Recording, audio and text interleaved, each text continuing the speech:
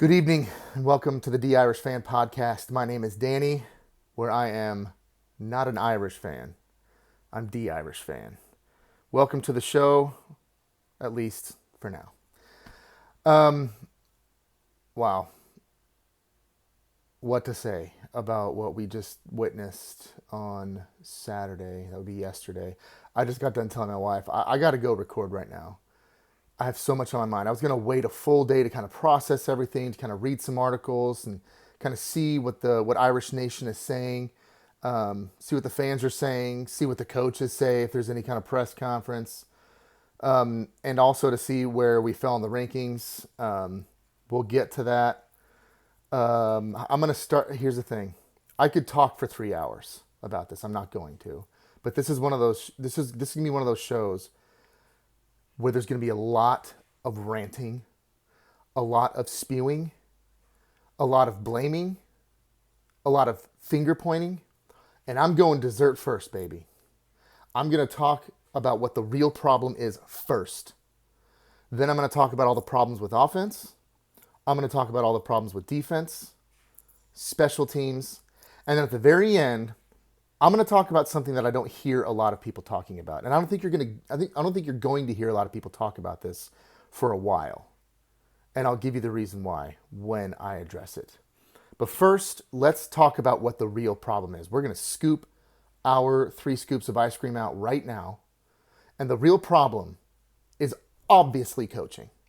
If you are a person who has watched football for 10 minutes, you can see the difference between a well-coached team and a poorly coached team.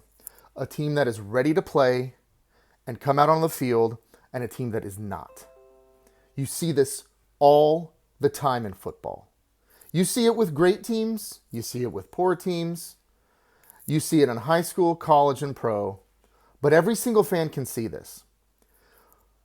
I have never seen anything like, and this is really saying something.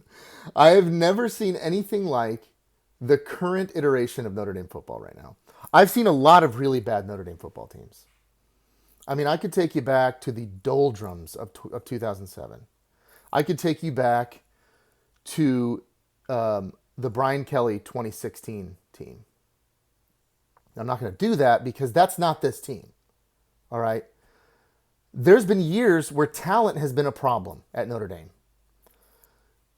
As I said in episode 1, talent is not a problem for Notre Dame. We did not lose on Saturday because of talent. We didn't lose last year to Clemson, Louisville, and maybe Ohio State, but we should have won that game. But we didn't lose those 3 games because of talent. We didn't lose to Marshall and Stanford in 2022 because of talent. Notre Dame has plenty of talent to beat teams. As a matter of fact, if you want to complain about talent in Notre Dame, there's only 3 programs right now in which talent it really is a problem. Georgia, Ohio State, and Alabama. That's it. We've actually beaten Clemson in the last couple of years a couple of times. And you're starting to see them regress as a program. Is that an indictment on Notre Dame? Maybe. But at least we've beaten them. We came to play in 2022. I was at that game. We didn't come to play when we played them in 2023. This is unique to Marcus Freeman. I've never seen anything like it. Again, 2007, that was talent. That was a talent problem. You could point to our record was 3-9, but before the season even started, you could count 5 games we were going to lose for sure. Because we just didn't have the talent. I mean, and everyone knew it. 2016 wasn't that problem. I mean, we were preseason number 10 in the country. That was a poor coaching job by Brian Kelly. Which is why I'm bringing it up. Because I think good coaches can coach poorly. Brian Kelly, I'll talk about the BK regime. I'll talk about BK a lot on this podcast. I've said this before. Brian Kelly, for whatever good and bad he did to the program, Brian Kelly's a good coach. He is not a great coach, but he is a good one. And he did a bad job in 2016. He had to completely transform himself to get what we got in 2017, 18, 19, 20, and 21, which was a perennial 10-win, top 15 team, which still isn't good enough, in my opinion. Like I said, I started this podcast to help Notre Dame become a national champion in my own little way, in my own little time, and however minuscule this help is. I want to be a part of that to help Notre Dame win a national championship. So Brian Kelly, again, for whatever he did, he got us to that point where we could compete for titles, compete for playoff appearances. But that's all he had. That was all he had in the tank. And what Marcus Freeman was supposed to do was take us to that next level.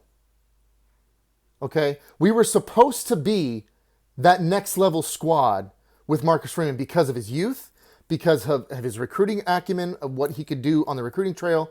And we're starting to see that also fall right before our eyes. With decommitments from top-ranked players that you need not only to win games like yesterday, but to win a national championship. And he's not getting those guys. He is getting a different quality of athlete, don't get me wrong. There is an improvement from the recruiting standard of Marcus Freeman than that of Brian Kelly. There definitely is. I mean, if nothing else, at least Marcus Freeman is willing to walk into the living room that Brian Kelly refused to do. Brian Kelly would look at a player and go, oh, no, he's going to Bama. Forget it. We're not even going to try. At least Marcus Freeman will try. Okay? Keon Keeley was recruited to Notre Dame. In any Brian Kelly regime, Keon Keeley would have been an Alabama commit on the spot. At least he committed to Notre Dame for a couple of months before he decommitted and went to Bama. You're seeing that with Marcus Freeman. There is more of an athletic acumen of the players on the field by Marcus Freeman recruited football players. What he's failing at is preparation and mentality. With BK, most Irish fans are familiar with this. I'm going to say BK 1.0 and BK 2.0. Most Irish fans will understand what I'm talking about when I mean by that. What I mean by that is BK 1.0 he had a certain coaching philosophy. He got to a point, and that point failed in 2016. He had to completely reinvent himself, remake his identity from scratch, and rebirth a new program, a brand new program. He might as well have been a brand new head coach. Now, you had a lot of fans like myself screaming that he should have been fired. And he should have. He coached himself into being fired. No question. That team, people talk about, a little tangent, people talk all the time about how Notre Dame doesn't have talent. Notre Dame is one of the top 5 programs in the country at getting players into the NFL. They are. They just are. There were so many NFL football players on that 2016 team, it's not even funny. So many. He did a bad job. Okay? Why is that important? Why am I bringing that up? He had a philosophy that failed. It failed because he did not see the trajectory that college football was taking. College football is different than it was when he was hired. It made an evolutionary jump in Nick Saban's career. When Nick Saban started, he was winning national championships when he started, and he was winning national championships when he ended. Why? Because he evolved with the game. He started out as a heavy run, pass, open the pass, the run to open the pass game, strong, big defense to win national championships. He recruited that way, he coached that way, and he won national championships. Brian Kelly started off doing the same thing, but Brian Kelly stopped at some point in time being that coach. He remained that coach while the rest of college football stopped and started going to a different style of play. Clemson started winning national championships. Okay, you had the Joe Burrow year at LSU of these high-octane offenses that required a lot of points to be scored in order to win against the top-level schools. If Nick Saban didn't evolve, he wouldn't have won national championships. But he evolved his coaching strategy and started recruiting guys like Bryce Young to win the Heisman Trophy, score 40, 45, 50 points a game, including and especially against the top-ranked teams, and he won national championships. Brian Kelly, he left Notre Dame because I think he's seeing this trend too, to go to a school where he believes he can get the recruits to do it. And you're just seeing that he's just failing there because he's a fake. He's fake. He's not a bad coach, but he's just a fake person. Okay, he thinks that by being in a certain place at a certain time, recruits are just going to come to him, and he doesn't have to do any work while he goes out and plays 18, and he can go on Friday, go out on Saturday and win a football game. Why am I talking about Brian Kelly so much? Because Marcus Freeman, if he is not careful, is going to go the way of Brian Kelly. At least the way that Brian Kelly should have gone in 2016. He's going to go that way. He is coaching himself out of a job. He is failing to prepare his football team to play the lesser opponents. That is a backwards recipe. Let's go to a Notre Dame great. Lou Holtz. You ask Lou Holtz coach players, and this is universal. And most Notre Dame fans would know this. Lou Holtz would coach the players harder on the games that they were supposed to win during the week of practice. He would be harder on them during those weeks than he would on the weeks when they were playing, say, Miami in 1988. Because he knew that he had to keep the focus of his 18, 19, and 20-year-old children at some times. He had to keep their focus. Coaches have to do this. When you get to a certain point, when you're elevated your team to a certain point, well, then all you need to do is just have the standard. Like Nick Saban. Urban Meyer, as much as I'm not a fan of him, they could recruit to a point to have a standard. If you didn't play the standard, you didn't play. It didn't matter what you did. It didn't matter what you did in practice. If you couldn't put it together in the game, if you couldn't put it together in the game, it didn't matter what you were doing in practice. I'm talking about practice. And what you're seeing with Marcus Freeman is he's telling a lot of people, oh, so-and-so is doing great in practice. We had a battle in camp. We did this in practice. And they're the reason, and that's the reason why they're playing on Saturdays. Riley Leonard, through 2 games, is not getting it done. Is that because of him? Is that because of preparation? The answer is yes. You'd be remiss, and this is a good segue. We highlighted we highlighted the mistakes and the flaws of Marcus Freeman. It's his philosophy.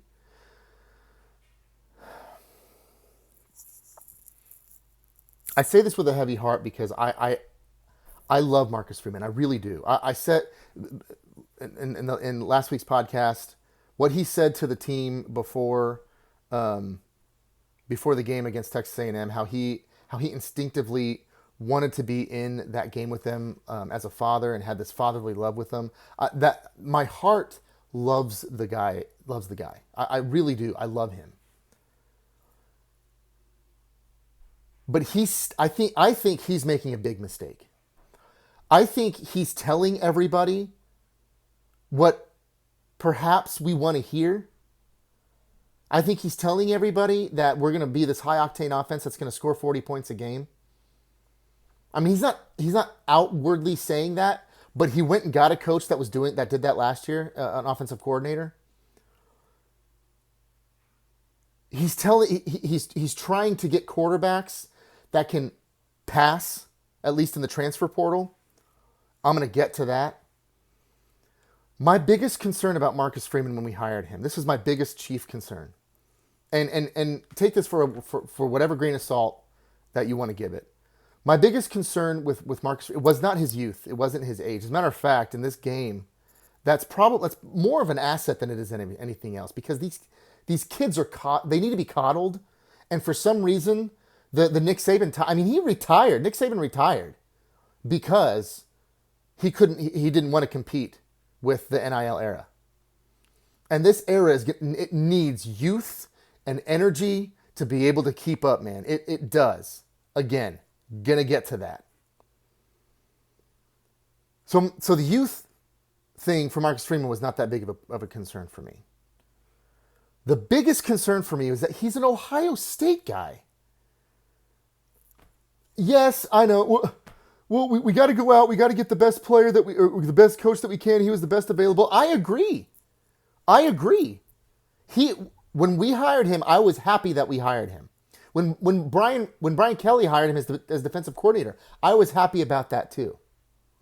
Okay, he was the right hire at the right time. That doesn't mean any hire doesn't come with a certain set of concerns. Those concerns for me was that he's an Ohio State guy. And watch the 2 episodes of the documentary on Peacock. He spends there's Jim Tressel's around the program a lot. He's around Marcus Freeman a lot. He is one of his mentors. Jim Tressel, I believe, he's a national championship winning coach. And I think he's not that bad of a guy either. Especially considering what players are doing nowadays and what coaches are allowing them to get away with. But he was a coach from a different era.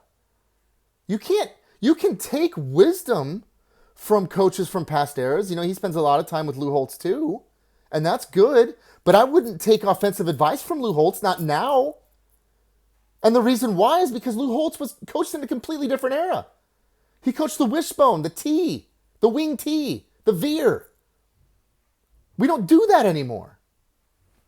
To some extent, Jim Tressel was that kind of a coach too.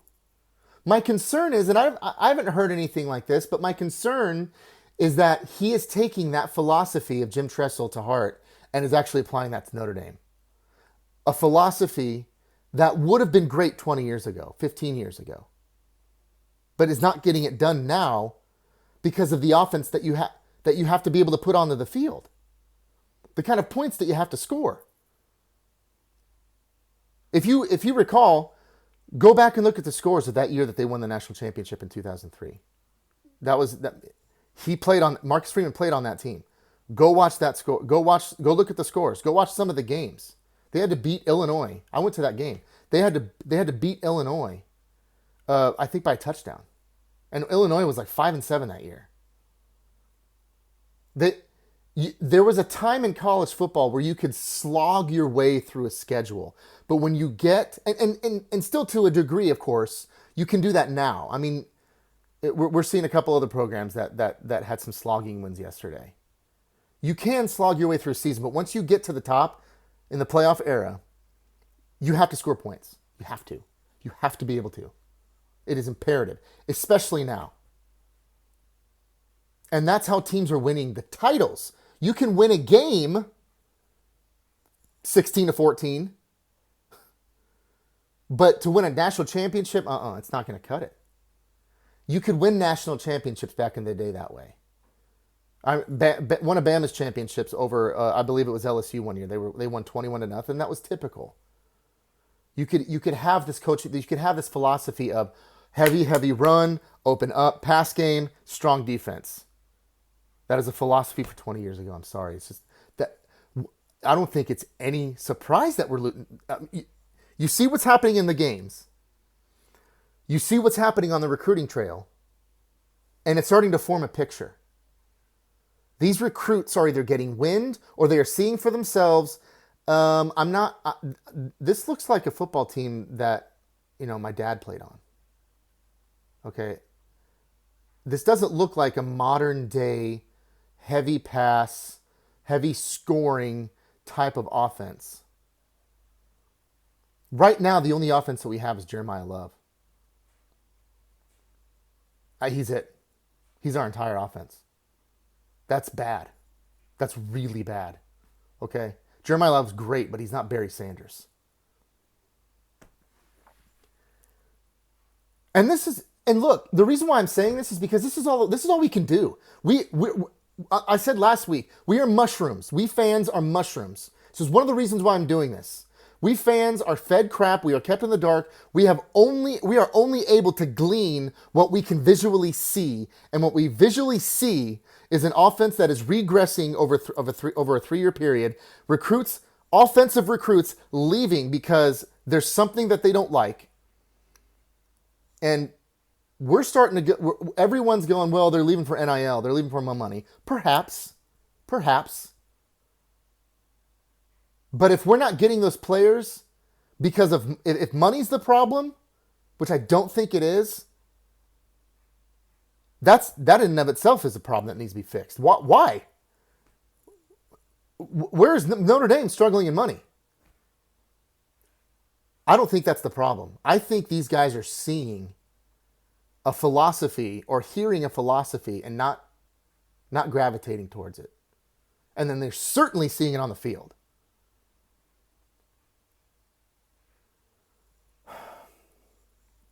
We're going backwards on offense. Backwards. I talked about my concern with Marcus Freeman. I don't know if that's legit or not. I really don't. I'm grasping at straws here. That's all I can do. Maybe Tressel around the program is a good thing. I don't know. Maybe it is. Part of me was like, really? Tressel? You coach for Notre Dame, man. You're the head coach for Notre Dame. Like, you want to have him in your life to give you that kind of wisdom. That I get it, but I don't know. He's sitting there talking to the team. He's wearing Irish gear. Like, come on, man.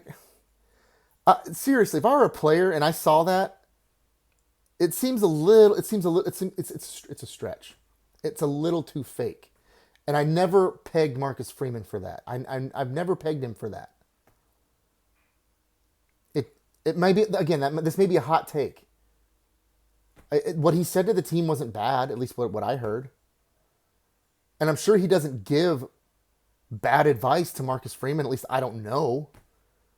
But that kind of mentality, I mean, the philosophy, which is the problem, how could it not rub off on you as a coach, especially if you admire the man?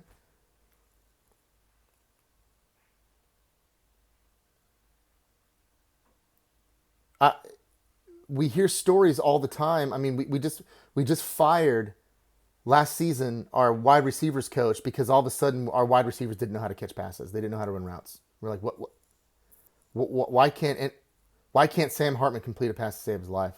We were losing games because of this. We had one of the best offensive lines in the country protecting him, road grading for Audric Estime, who rushed for over 1,000 yards. Why in the world could we not pass the ball? And lo and behold, after the season, we hear that it was a very toxic room. Why? Why did he allow that to continue? That's on Marcus Freeman. I think after the end of this season, you're going to start hearing a lot of things come out that they're not necessarily talking about right now. Could that be one of them? If I committed to play for Notre Dame, but there's 50 different coaches, former alumni that you could get to speak to your team, but you pull an Ohio State head coach. You'd be remiss if you didn't consider that be a problem and cause a little problem in the locker room. Lose a couple of your players. Why not? Again, grasping at straws, but I got to go there because the issue is Marcus Freeman. He is the problem. He's gonna have to have a 2.0 himself. We're gonna have to go Marcus Freeman 1.0 and Marcus Freeman 2.0. He's gonna have to completely reinvent himself in season. Let's move to the offense. We've already talked about it. We've already kind of gone through it. It's obviously quarterback play. I mean, you can't throw all this on the offensive line. I know that they're young and they're small and they've got their own issues. We'll get to the offensive line in a second, but there were plenty. Riley Leonard had plenty of time to throw the football. There was a couple of plays where he had plenty of time to go through his reads and make a good pass. He is still sailing passes. He is not in sync with his players. The wide receiver goes one way, he's going another way. Happened several times. Again, like I can understand one game. Okay, but then you got to start fixing some things in practice. Maybe you got to iron a couple of things out in the first couple of drives of game 2. But you should game 2. What you are is usually what you are, and what he is someone who doesn't know where he doesn't know where he's throwing the football. He doesn't. I don't need to be a former quarterback coach. I don't have to have a D1 sticker on my helmet. I can see this. I can see the same thing that everybody else can see. He doesn't know where he's throwing the ball. Unless the player is wide open, and even then, he skips it across the ground in their feet. He did it. He missed 2 touchdowns against Texas A&M. He did the same thing yesterday. I don't know if those plays would have been touchdowns, but they certainly would have been first downs. And then the one pass downfield that was good, it's just inexplicable. He has one good pass downfield of over 20 yards. And he gets dropped. It gets dropped by probably our best wide receiver, Jaden Greathouse. At least the most sure-handed. If there's a guy catching a pass that I want catching a pass in the fourth quarter to win the football game, he's the guy. And he drops it.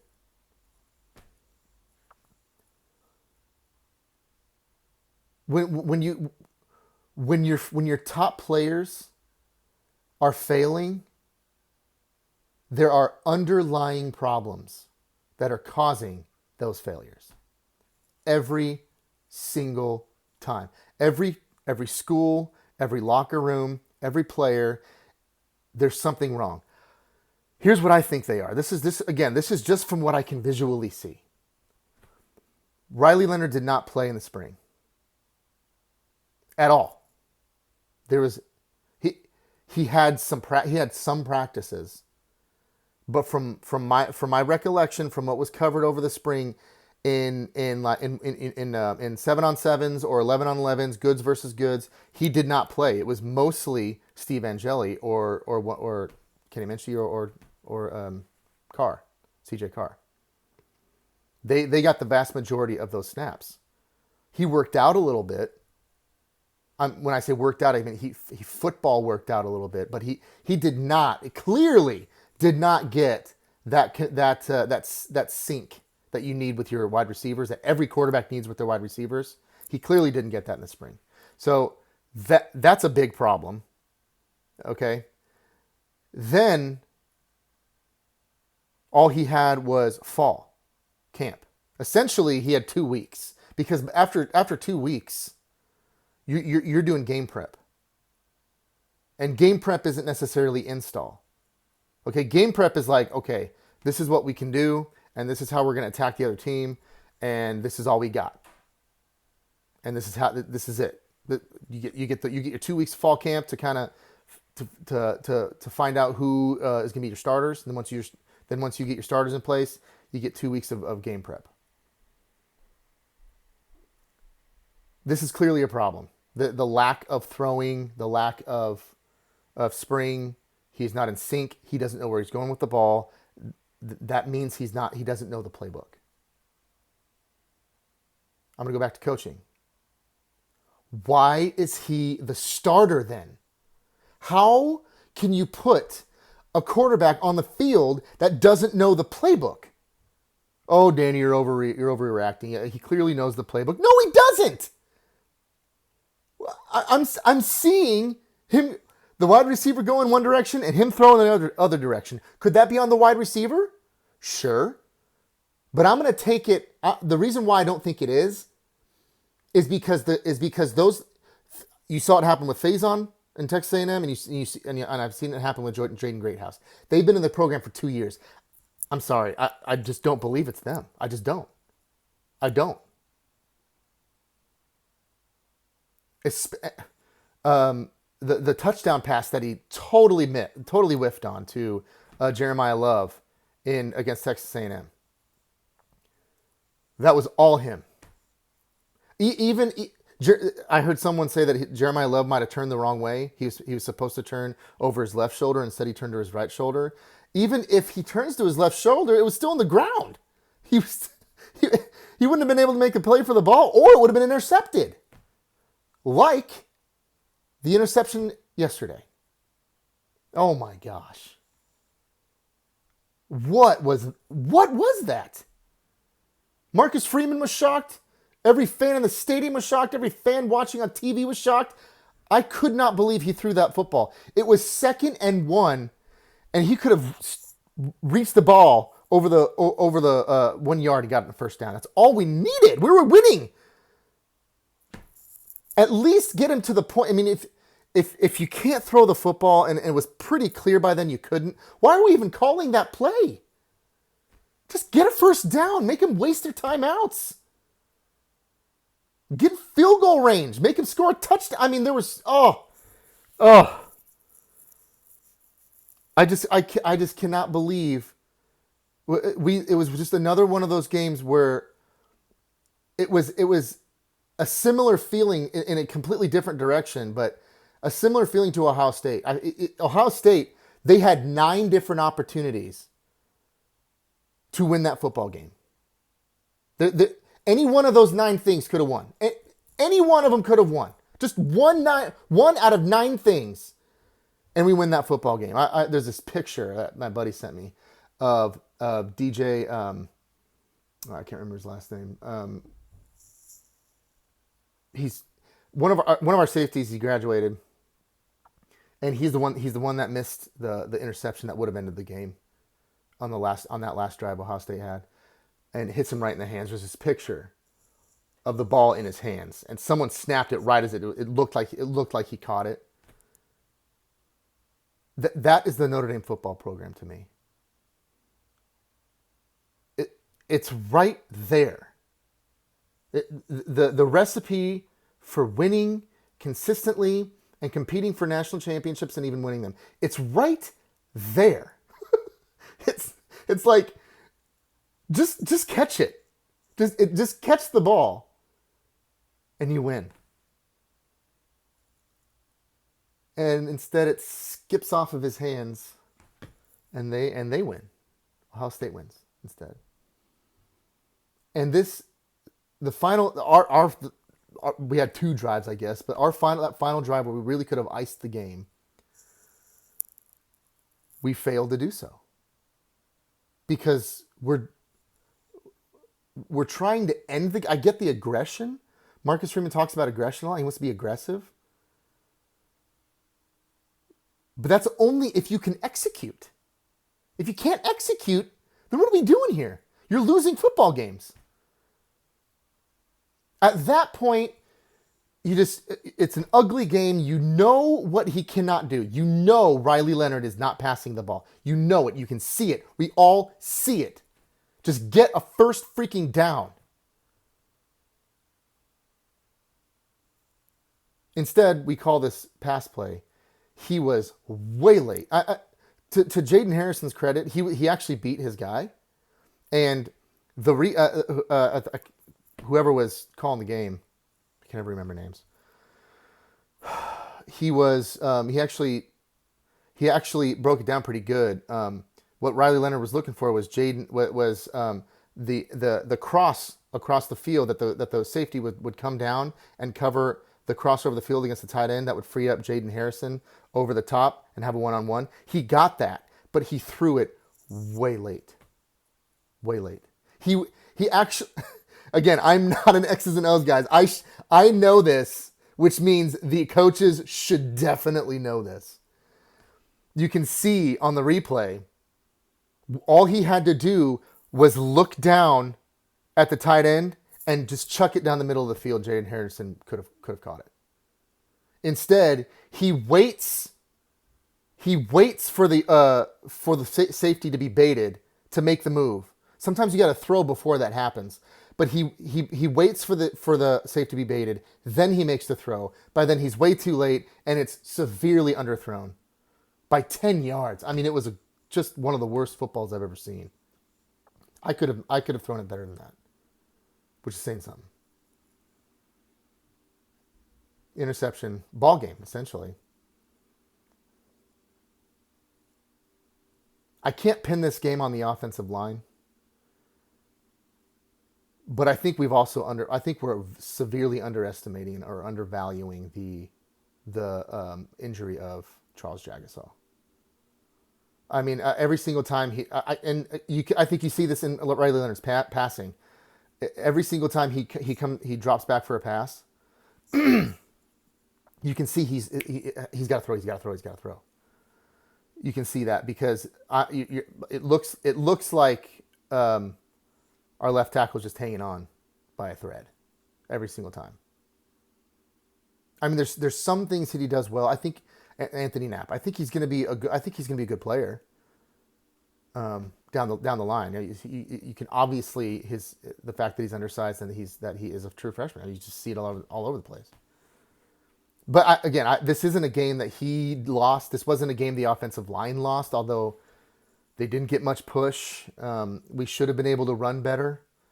Yeah, it was only because of Jeremiah Love's ridiculous athleticism that we even had that score in the first place. I wouldn't chalk that up to the offensive line. It's an issue. The offensive line is an issue because Riley Leonard sees it as an issue. He'll give you the coach speak. Oh, I trust him all day long. He'll say that, but you can see in the game that he doesn't. You can see it. We can visually see it. There's no coach speak that can or player speak that can possibly convince me otherwise. He doesn't trust them. His lack of knowledge in the playbook and the fact that he doesn't trust them. There you go.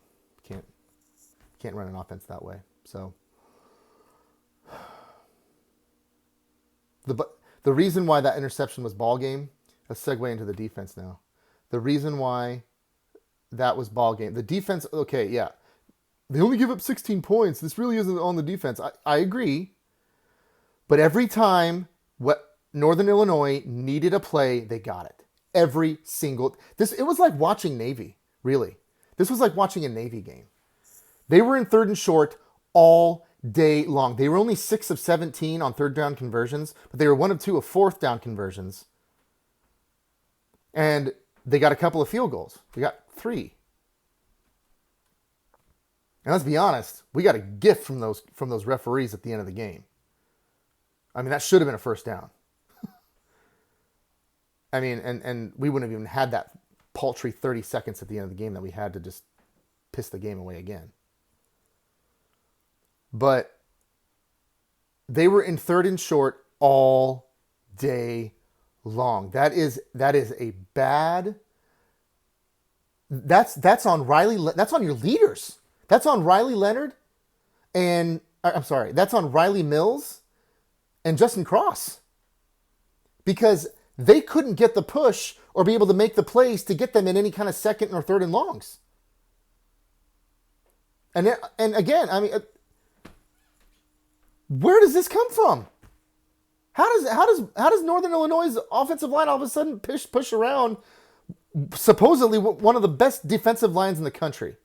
Jack Kaiser had probably the worst game I've ever seen him play. But you know what? He had a very similar game. I think he started at Central Michigan last year when our starting linebacker was out. He started at the mic. And what did Central Michigan do? They went right at him. Actually, go back and watch that Central Michigan game. The offense looks almost identical to what Northern Illinois did to us. It was as if they watched that game and like, hey, look, there's a liability right here. They went at Jack Kaiser a lot, and it wasn't until Notre Dame, I think, adjusted, put Drake Bowen and Jaden Osbury in to be able to come in. Bowen would fill the gap. Osbury would come around to make the play. It wasn't until they actually did this is when they were kind of stopping them. But even still, they were they weren't. I don't want to say they're moving the ball at will, but when they needed a play, they got it. They had them in very few third and longs, and when they did, they converted the third and long. They couldn't get off the field.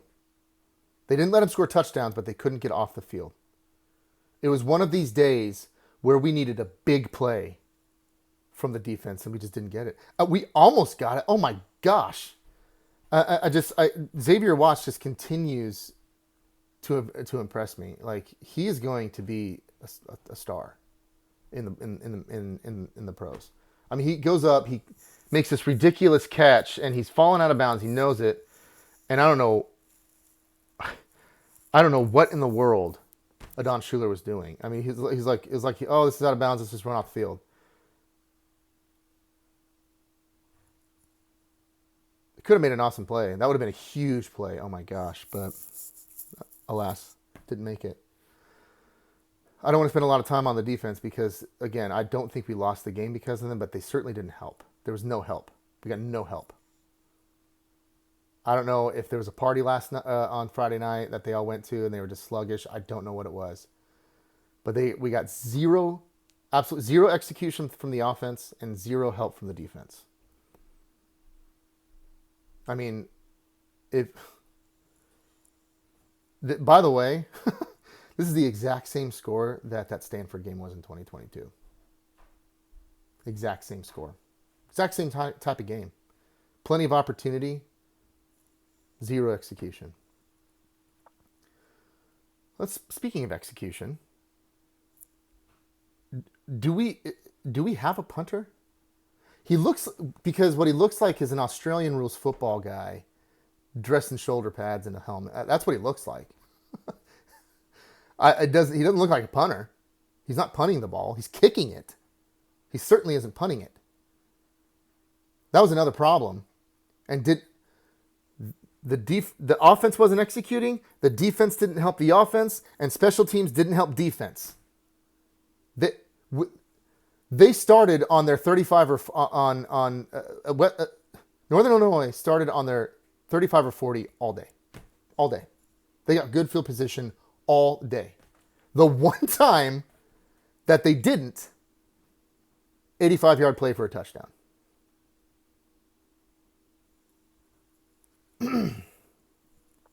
My voice is giving out. I can't talk very much longer, but that was horrible. He's not executing it the way it needs to be. There's this huge popularity of this Australian style kicking and punting right now. I don't this end over end style of kick. I don't get it. I mean, I guess the think is prevent punt returns. So you're kicking it so that your coverage is on the player before he even catches it, or it's hitting the ground so that your players can pin them back against the end zone. But when you are all the way back at certain times when he's making these kicks, you just punt. Everyone's saying he can kick it 80 yards. Okay, then kick it 80 yards in the end zone. At least he'll start on the 20-yard line or the 25. Jiminy crickets. He's giving him good field position all day. That didn't make any sense. I mean, 0 sense. And we got to figure that out too, really fast. Marcus Freeman's got a lot to figure out. A lot to figure out. Okay. I'm going to wrap this up by talking about what I think is an underlying issue. I talk again, but what the main issue is coaching. That's the main issue. What I think is a very close second and something that needs to be kept an eye on and something that is not talked about very much. The NIL era has sparked a lot of controversy, a lot of debate. Should these players get paid? Shouldn't they get paid? All this stuff. I think this was the first NIL loss in Notre Dame history. What do I mean by that? Riley Leonard is a gun for hire. He's being paid money to come in like a pro. Like he's, you know, Tom Brady coming in and winning a Super Bowl for the Tampa Bay Buccaneers. Like, these kids are not ready for that. You want to pay them, that's a different conversation. I understand that. I can get behind that. I'm not one of those, oh, they don't deserve, their scholarships are getting paid. I'm not one of those guys. You're not going to hear that from me. I do think there needs to be some serious regulation around it. I mean, what's being done is not at all ethical. Again, different podcast for a different day. But he's a gun for hire, and I don't think that is what these kids are ready for. They're not seasoned veterans. They're not guys that have spent time at the top of their game for years and then go play for a different team and just plug right in. That's not who they are. They're not ready for that. And you're starting to see this affect not just Notre Dame, but other programs around the country. This is starting to become an issue. You're starting to see some of these teams that rely heavily on the transfer either win close or lose. There's just something not right about the team. And I think the only thing I can get to, it's not a talent thing. We didn't lose to Northern Illinois because we just don't have as much talent as they do. That's not the problem. What is the problem? I think we're starting to see a lot of guys who are not invested into the values of the program. Like what you're seeing with Marcus Freeman. I'm not fully convinced that he is a Notre Dame value guy. And when you bring in players who have other schools' values that can create locker room friction, these guys lose the passion in their hearts, and you see poor execution. You see very poor desire, very, very poor heart. I mean, Riley Leonard, I'm sure he's a great kid. I'm sure he is. He's a very good person. Very, very good person. But after a couple of those throws, he's like, my bad. Sorry, guys. I'll try next time. He gives this like very Magoo thumbs up. And there's no fire there. Like, dang it. How could I make that throw? What am I doing? I mean, when I mess up, I get really upset with myself. Like, oh, how did I do that? Like, probably too much. And a lot. I want to see that from my players. I want to see that from Notre Dame football players. I want to see some passion. I want to see some fire and some fight. Not, sorry. I'll get it done next time. After he threw that interception, he looks at Marcus Freeman. He's almost got this smile on his face. At first, like, oh, sorry. And Marcus Freeman is like, what are you doing? Where did that come from? When you rely heavily on transfer players, they have other values. They have other coaches in their heads. They have other coaches in their bodies.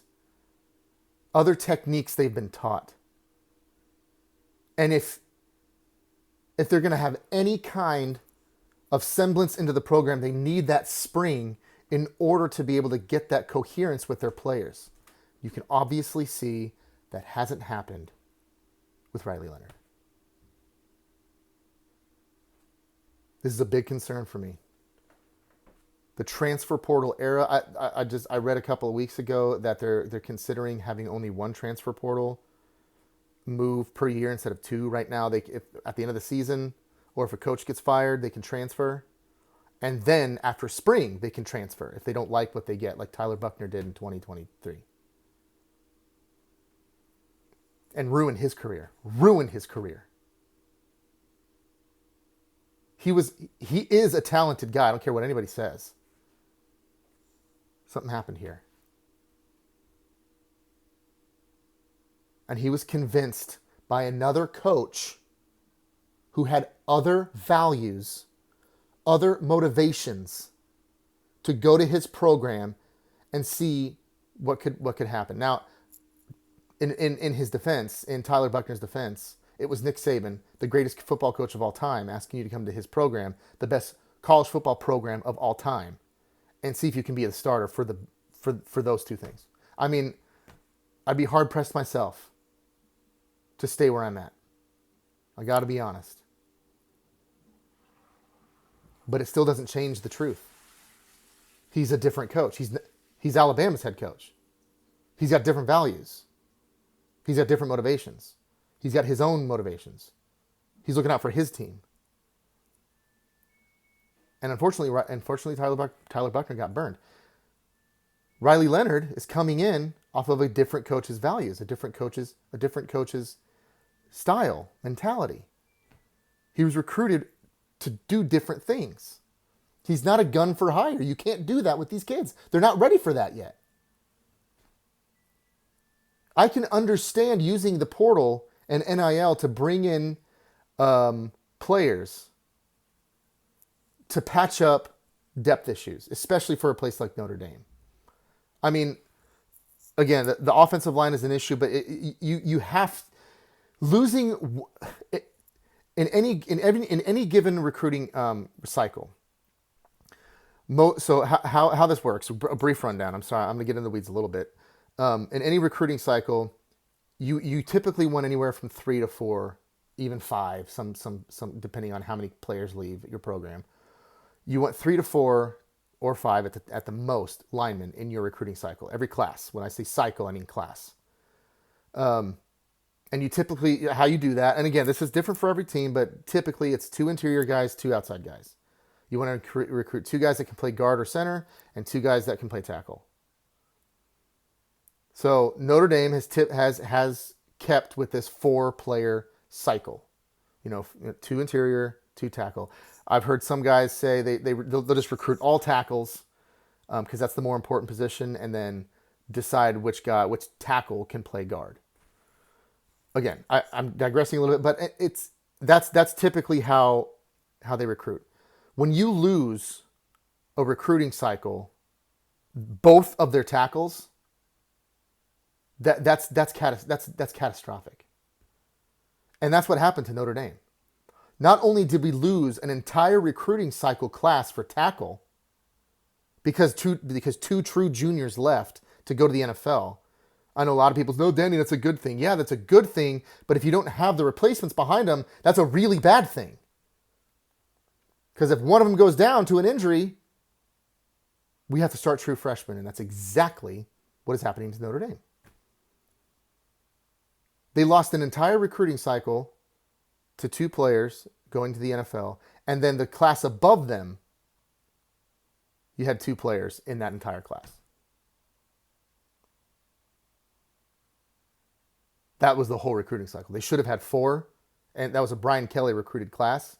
And one of his great problems is if he wanted 4 guys, he'd go after 4 guys, and if he only got 2, then that's the 2 he got, and he wouldn't go after anybody else.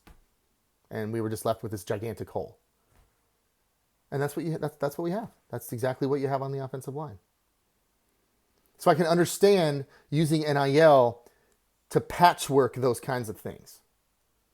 But I think what we're seeing now is not just a program that can't handle that. I think what you're seeing is college football in general is not. I don't think it's a sustainable model. I think the sustainable model is the old one: recruit high school and build and develop those players into your football team with your identity and your school's values.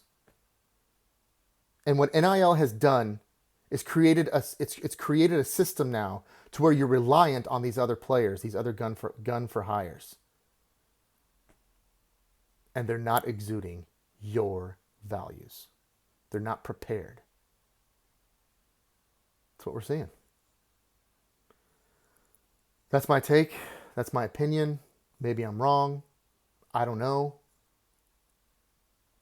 I've been around Notre Dame a long time. I've watched enough football. I've watched enough college football to see all of these different progressions, to see it in the late 90s to the mid 2000s to the mid 2010s to now. I've seen it all. I've seen a lot. I've been a college football fan for over 30 years. I like to believe that gives me some kind of weight and gravity when assessing what's going on with the football program, especially our football program, because I've watched every single game for the almost every single game for the last 30 years, and I've never seen anything like this. I've never seen this. You go in and beat Texas A&M, and then you lose to Northern Illinois. You go and you almost beat Ohio State, and you should have lost to Duke, and then you lose to Louisville. You drub number 10 Heisman Trophy winning USC, and then you lose to Clemson.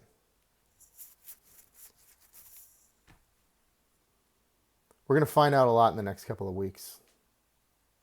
We're going to find out a lot about who this football team is, who this coach is, if we don't know what's going on already. And I need to see Marcus Freeman 2.0 from here on out. Does that mean replacing Riley Leonard? I don't know. At this point, I've seen a lot of people I respect, whose opinions I respect, who have forgotten way more football than I'll ever know, say that would be a misguided and that would be a bad thing to do, is to replace Riley Leonard and start somebody else. At this point, I don't know how you can start him. I make that argument to me. He is the most easily defendable quarterback that I think I've ever seen since Tyler Buckner. I don't know. I think Tyler Buckner had more passing skills than Riley Leonard. I really do. I just think he was ruined by all the things that I discussed before. But in terms of pure passing talent, I just don't think Riley Leonard has it. I just don't think he has it in him. And every coach knows it. Every coach can see it. And how do you start him? How? I think it would be a severe dereliction of duty. I just do. I think it'd be really bad. I think at this point, you have to at least look at some of these other players that we have. This is another frustrating thing about it. 2022, we were stuck with Drew Pine. Once Tyler Buckner got hurt, we had no other choice but to play him. Now we actually have experience and talent in this quarterback room.